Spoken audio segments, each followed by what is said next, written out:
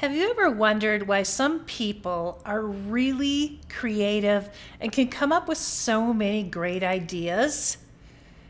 That's one thing that I've always admired about entrepreneurs and inventors is that they seem to have a knack to be able to really understand the root of problems of people and how they can solve them. This video is going to discuss how to determine a good idea for a product or a service or even a business opportunity.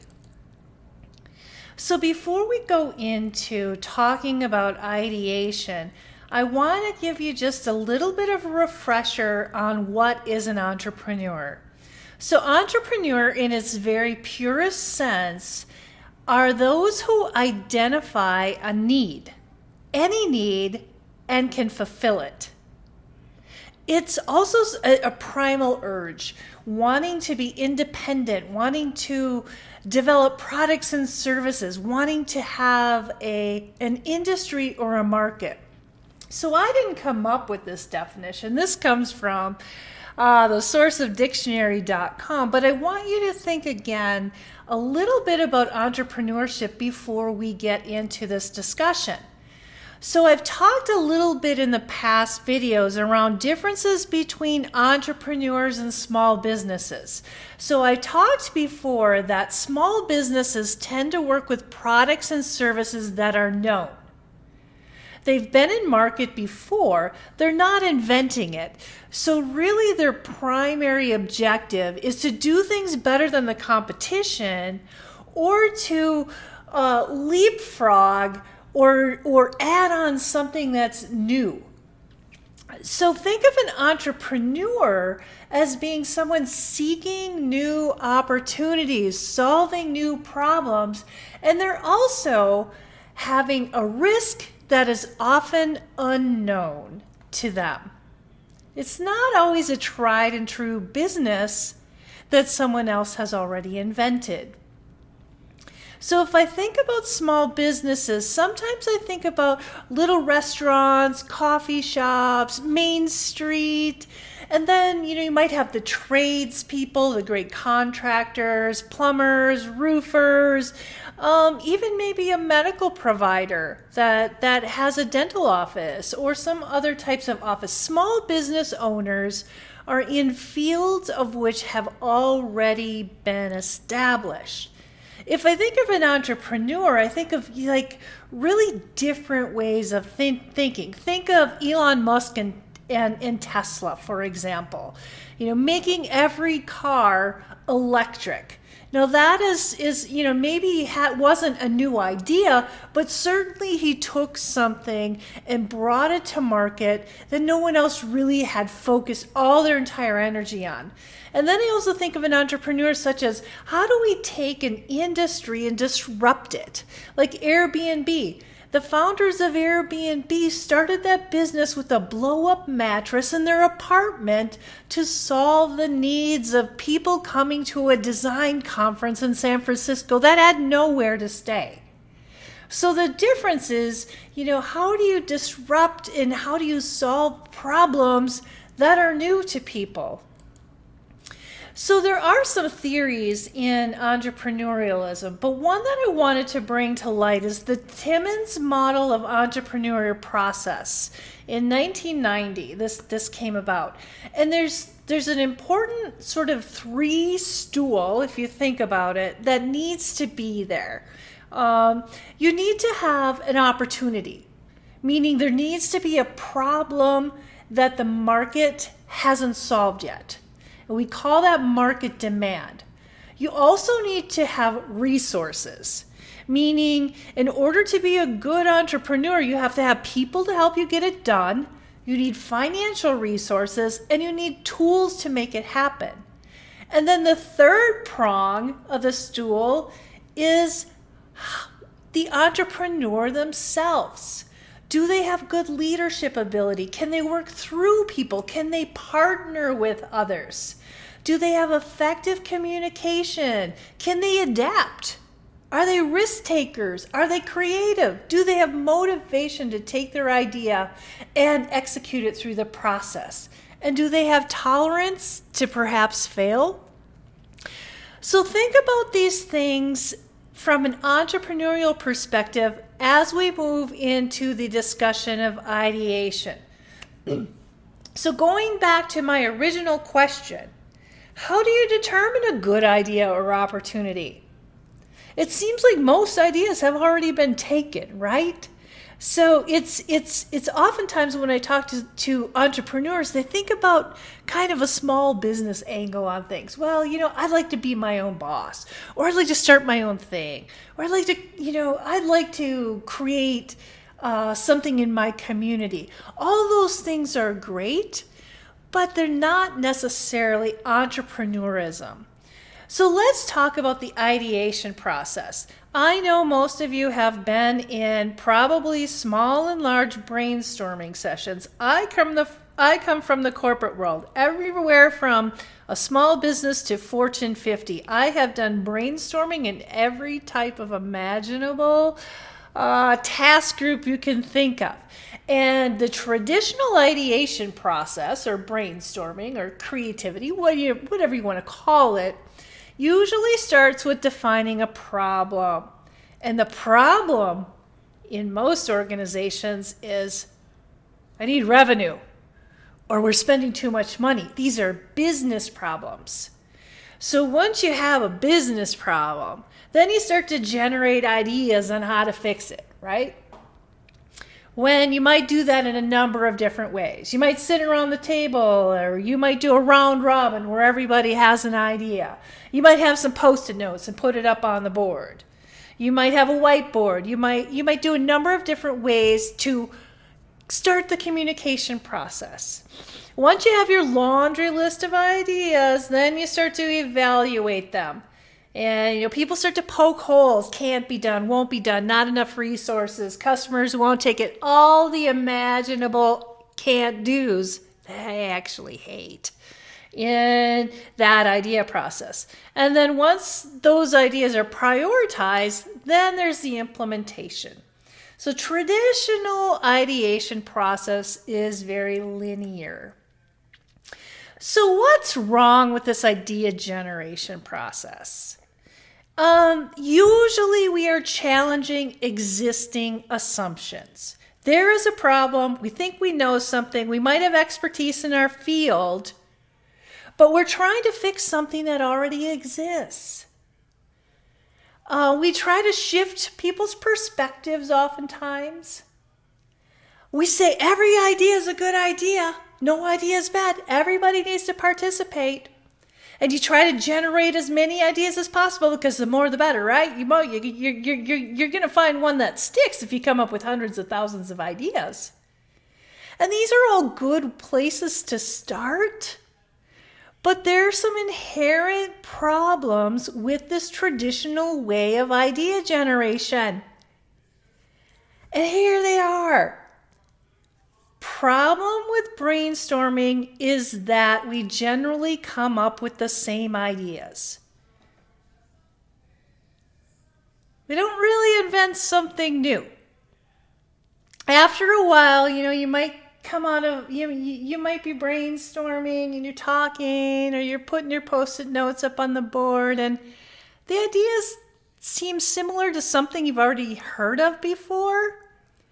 They're often low impact, meaning maybe you'll make an incremental change on something, or maybe it's a good idea, but not big enough to go through the process. Other times they just they're not feasible. Maybe you don't have those resources from the Timmons model to make it work out. So this is a challenge with traditional brainstorming. So what do, right? I suggest that you ditch the shout-out method. So you got some problems with brainstorming, and I know we've all done this. I'm a college professor. I've also been in many, many work teams in the corporate world. And what happens? What happens as a college professor? I ask people to brainstorm. I ask my students to come up with some great ideas because you have great ideas. And what typically happens? You got, ooh, Professor Grayson, I got an idea, I have an idea. And then I'll say, okay, great, write it down. And then you'll have another person. And then what happens over time? The squeaky wheel likes to continue to talk. There's nothing wrong with great assertive people with ideas. But if everyone's idea isn't heard, what's the point of even brainstorming? So ditch the round robin approach too. So how do you fix the problem of everybody shouting out their ideas? Well, you could do the round robin where we sit around the table. And then Dr. Grayson will go first, and then someone else will go next, and then everybody has an idea. Well, what's wrong with that? You're giving everybody an opportunity to participate, so that's a good thing. But the problem is not everybody processes information in the same way. Some people don't like to be put on the spot. Some people may not like to bring their idea forward because it may be a little bit controversial. They may have already said no in their head. So many times, this approach doesn't work either. You could do, I do this a lot in my classes when we're teaching ideation and creation. I do something called individual ideation, where I might prompt students a day in advance or a class period in advance and give them a question to think about, to brainstorm, and have them bring their ideas back after they've already thought them through, write their ideas on a Post-it note, and then we will go from there. That works out well. Another idea that works out really well for brainstorming is something called brain writing, where you take a piece of paper and you prompt a question. In my case, oftentimes I'll ask students, you were just given $10,000 by your great aunt. But there's one catch. You have to spend all of the money on building something new. What would you build? And then they brainstorm a number of different ideas. Usually I have them brainstorm 5 ideas. Then I take the piece of paper, they hand it to their neighbor. The neighbor then looks at the person next to them's ideas and they add on to those ideas. Or they can come up with something brand new. And you do this 5 different times and imagine a class of 30 students. We have like 180 brand new ideas by the time we're finished. Everybody got to process at their own pace. Everybody got to look at other people's ideas and come up with new ideas or even something brand new. So just a couple of additional ways of traditional brainstorming that might be a little bit more effective than what you've probably been used to. So what does ideal ideation look like? Well, I think there's really 3 components that are necessary. Ideation has to be creative. We need to get out of our own bubble and we need to think about things that are different. It also has to be impactful, meaning, are we solving a need that already exists today or not? Can it change somebody's life for the better or change the future? And is it feasible? The feasible is, can I do it or not? Or can I get resources to help me with that? So if you have all of those 3 things together, that's really the ideal situation. Not all the time are you going to have that perfect Venn diagram. Because maybe you have the best idea in the world and it's not feasible right now. And trust me, I've had a lot of those in my day where people have looked at me and said, what are you thinking? And then 10 years they're selling cars out of vending machines. Who knew? Who knew? There's always a way. but you have to know whether you're going to take it over the 100-yard line or the finish line to see whether it's feasible or not. So there's a concept that I'm really fond of, and it works amazingly well as marketers. It's called problem generation. Not idea generation, problem generation. And the reason that I love this way of brainstorming is because we start out with a segment. Groups of people that you know and you're familiar with. Then you determine, based on those different target audiences, what keeps them up at night? What are their biggest challenges? What are their problems? Talk to people. Ask them. What are they, what gets in their way of being the best they are at whatever it is they choose to do? Once you know their problems, then we try to brainstorm, well, what would help you solve that problem? Oftentimes it's more time, more money, more sleep. There's less anxiety. There's a lot of different things that people feel if were solved for them, they would pay money for it. So once you know their problem and their challenge, you know what to do to solve their issue. That is when you create that solution that provides the value to solve the problems of that target audience. So I call this problem storming. So I have an activity for each of you to complete through Canvas that really goes through step by step how you can go through a problem storming exercise. Because what I want you to recall or remember from this is that people don't buy products. We buy solutions to problems. Yet many entrepreneurs and marketers spend hours and hours brainstorming product ideas. The challenge with this process is that we often come up with the same ideas, and many of them already exist. So if we can focus on a target audience and try to understand what their problems are, then we're more likely to create a unique and useful idea that they're willing to pay for.